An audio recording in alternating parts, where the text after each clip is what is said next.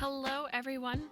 Today we're going to be making mason bee houses to help conserve a Montana native bee, the mason bee.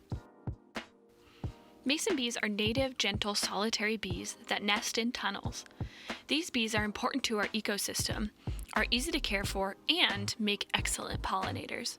Did you know that 95 out of 100 flowers that a mason bee visits are pollinated properly to produce fruits, nuts, and seeds?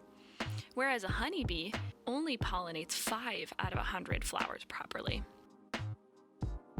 One way to care for these awesome pollinators is by creating a mason bee house for your home garden. There are all sorts of different human-made mason bee houses, but the one that we're going to make today uses supplies that you can probably find around your house. First things first, you're going to want to collect all of your supplies. You're going to need a plastic water bottle. You can also use any other container that is at least 6 inches long. You'll also need a ruler, a pencil, and some sheets of scrap paper, mason bee tubes, twine or string, twigs and sticks, scissors, and some tape. Once you've collected all your supplies, start with making the handle. Cut one piece of twine or string and wrap it around the end of the bottle and tie a knot, making a loop. This will make the first part of your handle. Next, loop the string around the other end of the bottle and tie a knot to make a second loop.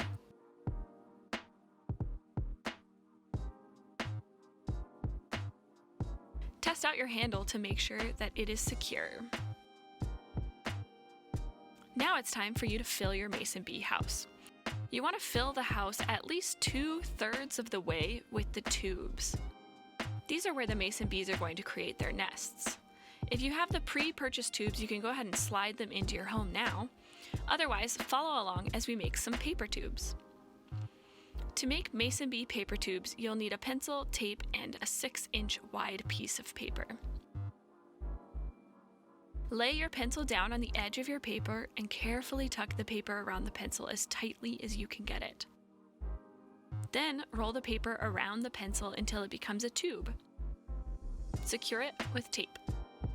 And there you go. You now have one mason bee tube.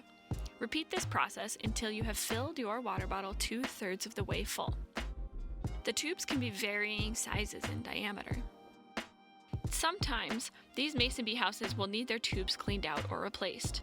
Make sure that no bees are living inside your mason bee house before you simply remove the old tubes and replace them with fresh ones. You're going to fill the rest of the space in your water bottle with twigs for your bees to rest on.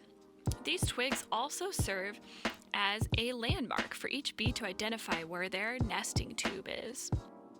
Remember, mason bees are solitary. Unlike honeybees that live together in a hive, each mason bee will live in its own tube, crevice, or tunnel.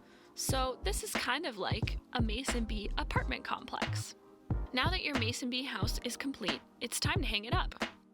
The sun's heat is necessary for mason bees to maintain their body heat, so make sure to place your mason bee house in a spot that will receive plenty of sunshine. Also, try to find a spot that is about 6 feet off the ground and somewhat protected from the wind and rain. Great job on making and hanging your mason bee house. Providing habitat, like the house you've just made, is one awesome way to protect and conserve native bees like the mason bee. Thanks for joining us, and we'll see you again soon.